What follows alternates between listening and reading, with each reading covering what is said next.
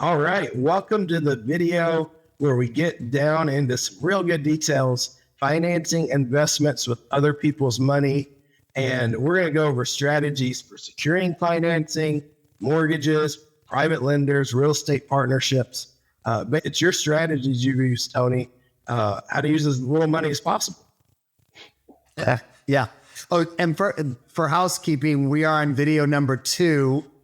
So if you are watching video number 2 and you haven't seen the video number 1 and the intro video, you probably want to go back and watch those first, right? Yeah. So what are we talking about, Charlie? We're talking about using other people's money and why. Why we want to use other people's money. Why? Use as little of your own. That's my theory in life, getting money. So leveraging is about how to use other people's money. So you hear a lot of stuff about leveraging and creative financing and all these things around investment. And it sounds so magical and mythical. And hopefully we're just going to break that all down right here and just talk about how simple it is. So we have 4 or 5 ideas that you and I have come up with so we can go over. You want me just to hit option 1? Yeah. Start with number 1. Okay. So the way I did it, which is the option number 1, would be take and buy your first house, and then you stay there a year or 2 years, and then you plan to move out, buy another house, and rent the first one. Now, the key to this is that you can really leverage money when you buy owner occupied the first time. And the reason is not even the first time. Every time you buy owner occupied, you can buy with a low down payment and you get the better rate because it's owner occupied. So let's say you buy your first house FHA, 3.5% down, or conventional 3% down. You now have purchased with the lowest amount. Now, that also comes with other things like you're going to have mortgage insurance, but I'm all about leveraging. So reality for me is I'd rather take on the mortgage insurance, save the cash, buy the house at 3 or 3.5% down, and then knowing that my tenant in 1 to 2 years is going to start paying the mortgage payment for me, I'm okay with the mortgage insurance. In a perfect world, I'd have 25% down and I'd have it in a savings account and I could go buy a property investment wise that way, but that's still not leveraging the money I like to leverage. Right. Good. If we think about a $400,000 house, if you had to put 25% down, that's $100,000. That's a lot of money versus a 3% down. You're looking at $12,000. I can save $12,000 a whole lot faster than I can $100,000. And you can get $12,000 easily. What is the gift rule today? It's like 17 or 18,000 mom and dad can give you. You could have give me a house party and have everybody pitch in $1,000 in all the relatives, and you can quickly get to a down payment on a birthday or a quinceañera or a wedding. You can get down payment money, and at 3.5%, like you said, that's with closing costs and 3.5% down payment. You're looking at under $25,000 for your first home. That's amazing compared to dropping 25%. But here again, now when we move out, we're going to put the renter paying the house, the mortgage, and eventually I'm going to find a way to refinance that property at a lower rate when it happens, if I'm at a higher rate, or I'm going to refinance it to get rid of the mortgage insurance later, or it's going to fall off automatically depending on the type of loan. So there's all these things that are going to happen that are going to be really beneficial to you because rents are going to continue to go up and your mortgage payment should stay pretty much the same. And so you're now you could drop mortgage insurance and make it even better. So now your cash flow gets great. So I love buying this way. And so let's have the renter pay for the mortgage. And that's happening for the next 15 years, hopefully. Your goal is to pay that first house off in 15 years. And we can go over how to do that strategy as well in another video. But then it's lather, rinse, and repeat. You're going to buy the second house you move into. Don't fall in love. Make it pretty. Don't spend a lot of money on it, but make it rentable. And then in 1 to 2 years, move out into house number 3. That's a strategy over a 10-year period. You could build up plenty of houses. You could have 5, which I think is the magic number.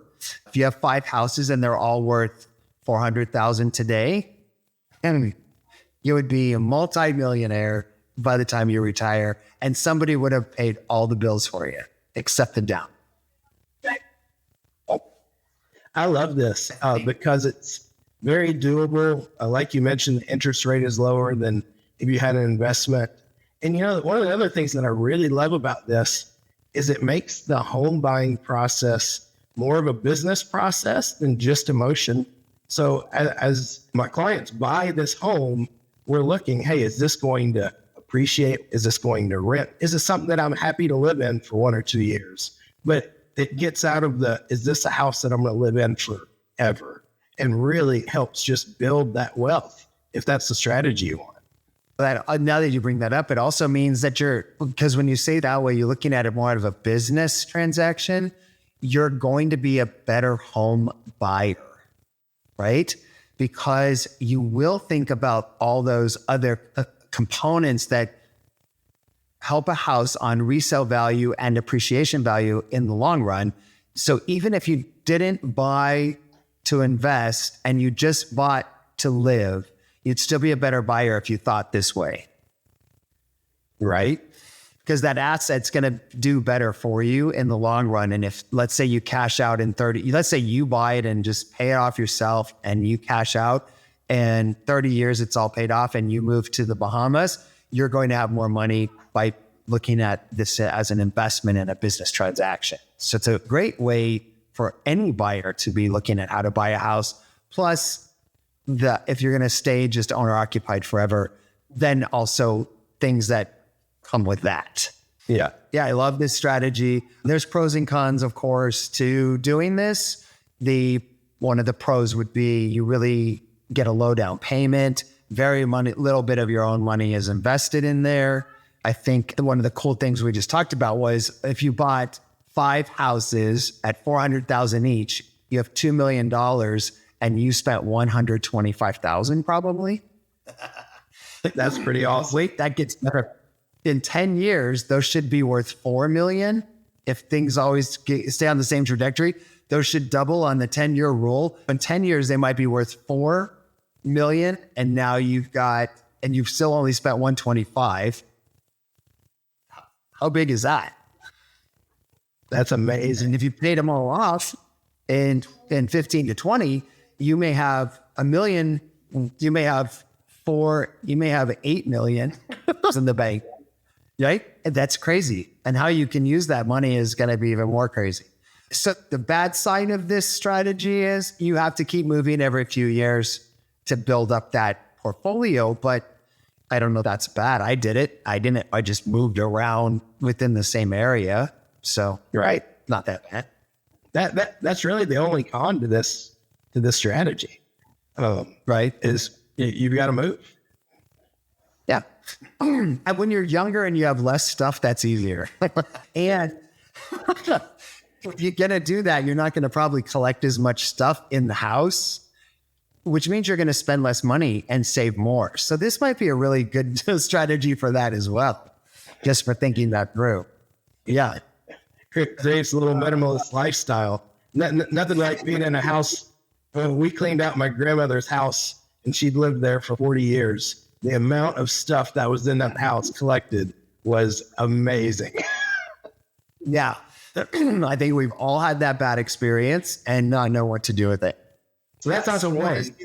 Option 2, you want to talk about that? Yeah. Move. Yeah. Option 2 is you don't move. You stay in your first house and you just buy a home as an investment. We already talked about that. You can get an investment loan. You can put 25% down. You can actually put less, but if you really need to put 25% down to get the best interest rate for it to work well, and you can analyze that, but that's a pretty good general rule of thumb. You can, if you do that, can use your current house. You can use the equity from it for the down payment. So you could do that. And everything else is pretty much the same. The pros are you don't have to move if you love your first home. The con is you've got to save up more money, or you've just got to use the equity from your first home. And then every home after that, if you don't move, is going to be 25% down. Yeah, that's a lot more. And that's not as good at leveraging there. But on the other side, a lot of people like saving mortgage insurance or having lower payments and having more cash flow, which you have to be careful with that. That's a CPA question about cash flow, is if you're making really good money in your job, you may not want high cash flow because it's going to get taxed as income tax anyways. So leveraging that money, maybe there's, again, a good CPA is really required once you get into all this. That was one of the fascinating things from our conversation a few months ago, where you shared that you and some of your clients will buy a house, even if it breaks even, or even if it's negative, just 100 or 200 equity, because if you're making enough in certain income, like that, the extra cash flow doesn't really help you as much as planning for your retirement. So you're cool if it breaks even because you've got the 10-year rule, you've got everything else. Right. I'm trying to get the tenant to strategy is to get the tenant to fund my retirement by paying off the properties and not get super taxed and put into the highest tax bracket possible with cash flow. Now I'm more concerned with letting the properties appreciate and let somebody pay them off. So yeah, everybody's different, which is why we're having this discussion, because every single time I see videos out there you can tell somebody who's not really educated in the investment world or hasn't done it, because they're so laser focused on, you have to do it this way. And it doesn't work for everybody that way. I have clients doing investment into real estate properties in several different ways, which we're going over. And I know you do too. And it's what's right for you and what's right for you now. Right. And I think that's part of the magic of real estate. There's so many different ways to build wealth, to retire a millionaire, still using other people's money. Because with 25% down, that still means you're using 75% of someone else's money. Right. That's not a bad deal. Let's face facts. If you wanted to, you probably could pull some of that out. I think you have to keep 20% in to do a refinance or HELOC. You might be able to pull some out. I just like to have the cash in my bank account, not in the asset while it's growing and sitting there. They're like big savings accounts. I love that. Really, right? It's a piggy bank. It's a house bank. You just keep putting money in a little house. Yeah. And then you get a renter in, and they're putting the money in. They're adding to my piggy bank. Right. I think that's it for option 2. Yes. That seems pretty good. That covers it. You want to cover option 3? Yeah. So duplexes, triplexes, quadplex, small 1 to 4 units, 2 to 4 units, would be the next thing to talk about. These work really great. I've seen these work for a single person who found a duplex, and it was 1 bedroom, 1 bath on one side and 1 bedroom, 1 bath on the other. She was able to purchase that and then let her friend move in. And so they shared a house, but they both had complete separation and privacy, which kept their friendship really good. Yeah. And then that goes.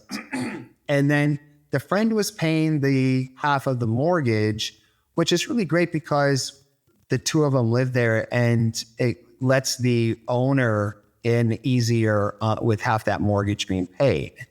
So that's really nice. I also saw this. I've seen this work really good for veterans who have a 0 down VA loan. They buy a duplex or a triplex and invite their veteran friends. For example, I have one guy who had 2 veteran friends, and they all single, and they all wanted to be around each other. And so he bought a triplex, and then they paid him rent. So it was a great way for him to get a property and his friends to have a place to live. Yeah. And everyone's got their own kitchens, own bathrooms. They live separate, but they're close together.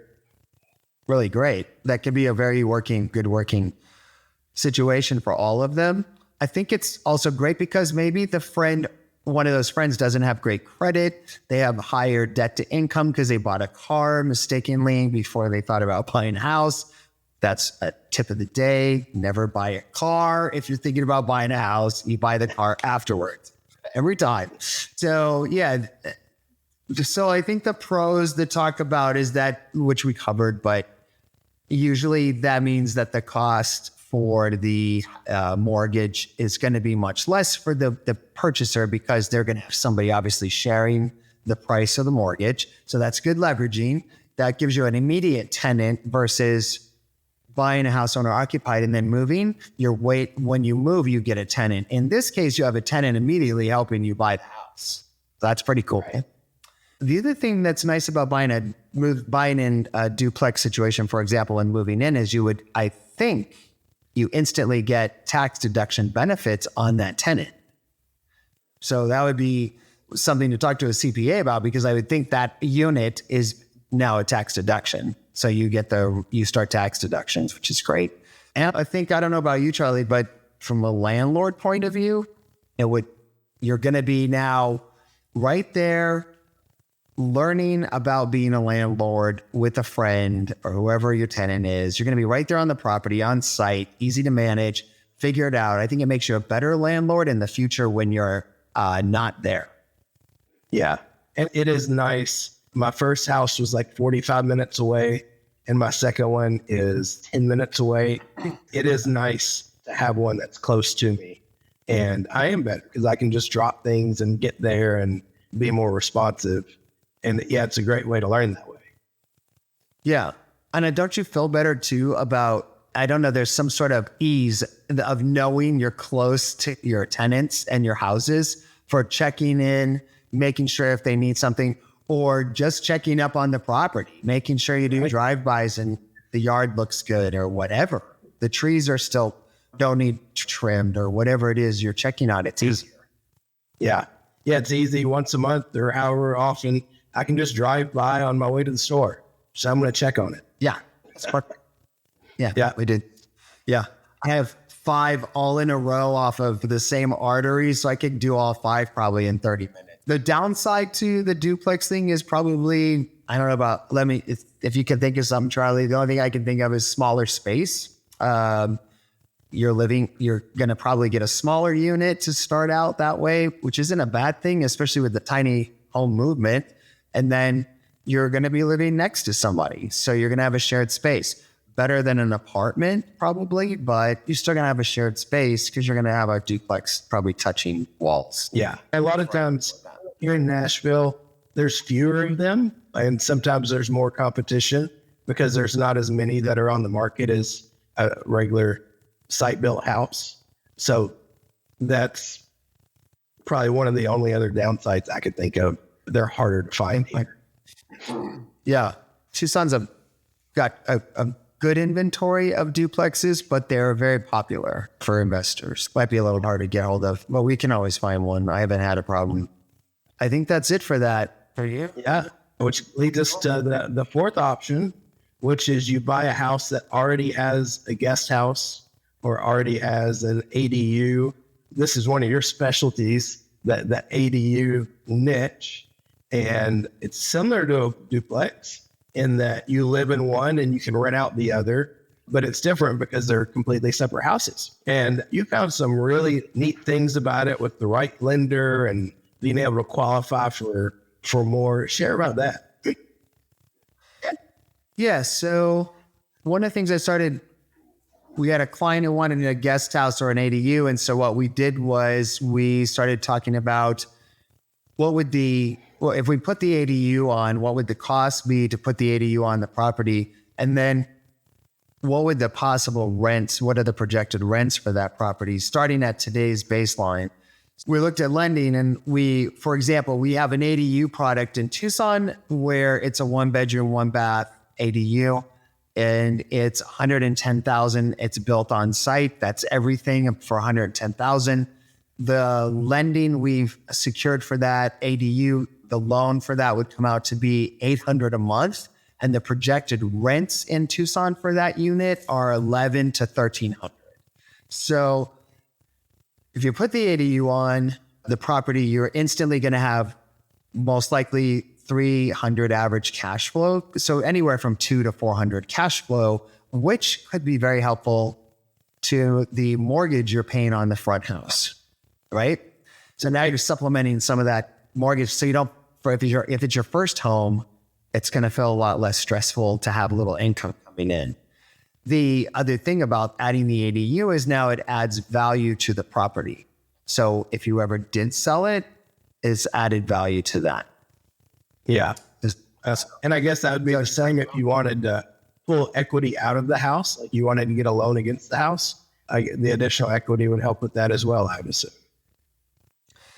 Yeah. So there's two ways to work that. If you're an owner already, you might want to put an ADU in. And if you're not the owner and you're a buyer, we have a buyer right now who's buying a property knowing it has a lot of space in the back for an ADU. And so he's going to buy the property, close with that loan. He's going to then get a non-secured loan that does not put a lien on the property. And we've got that set up for him. And he's going to get the ADU put on. He's instantly going to start making $400 a month on the ADU towards his front mortgage. And he's renting both out. And so he's increasing value, adding to his income. And we've got a secured loan on the first house and a non-secured loan on the ADU. But an owner who has equity could use, like you said, a HELOC, a second loan to purchase an ADU, put it on their property and start renting.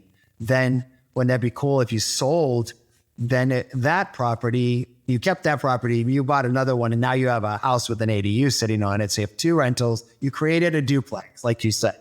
Right. And that kind of leads into the next option. They're pretty similar because the next one is, we just said it, you buy a house that does not have an ADU, but like your client, you get a loan to have one built that immediately cash flows. And the loans are out there, which is really cool, is that we've got loans that are secured by the main house, and we've got loans now that are not secured by the main house. So how great is that? So it really gives a lot of options for folks to get an ADU. And I don't know about where you are, but in Tucson, we just followed California in 2022, I believe it was. The county issued a new rule that no matter what zoning you're in, if you own a house, you have the right to an ADU as long as it fits within the setbacks. And then there's some other criteria, but the cool thing, everybody gets to have an ADU. And that's a big deal because a lot of people were restricted because of the neighborhood they lived in or the zoning. Now that's been lifted. And that's a 5-year lift. So they're going to revisit it in, I think, 2027. Yeah. In 2027, they'll revisit it and see if they're going to keep that. But they're trying to encourage, we're so low in housing in Tucson, and probably you are too in Nashville, but low in housing, ADUs are going to help a lot of people, senior citizens that want to be with the family, or the 30-year-old son who didn't move out yet. And I laugh because I might have been that person if I had an Xbox when I was 30. Things would have been different. It might not. I love Xbox pinball. Yeah, I might have been stuck in my mom and dad's house in a room. No, I'm not coming out. I didn't have games like that, which is good.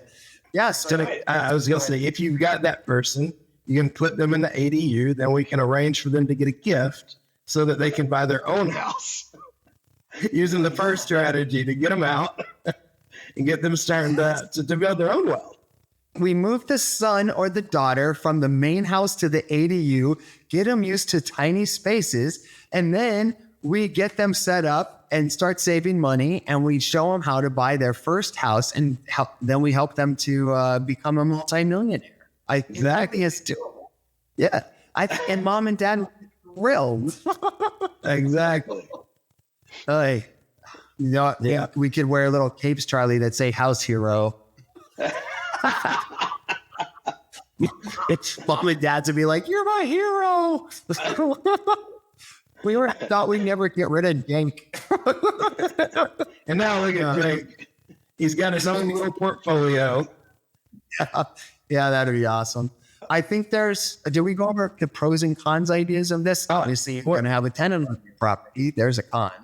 One of the cons, of course, if you build it, you've got to go through the building process. And you've got a loan to pay for. You got the cash to build if you do that. Yep. Yeah. I think the piece of the building, going through that building process, is making sure you're working with you'd have to have the right lender, right real estate agent, because it's got to be somebody like us who's specializing in ADU and in lending. Because, for example, I have the process for 3 different ADUs available.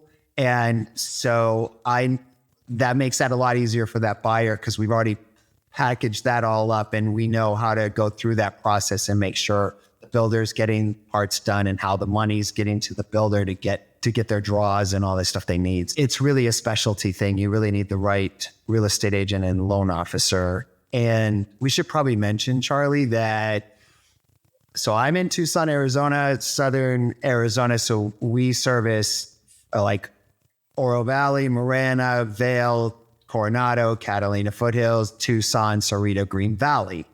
So that's my little niche of this world.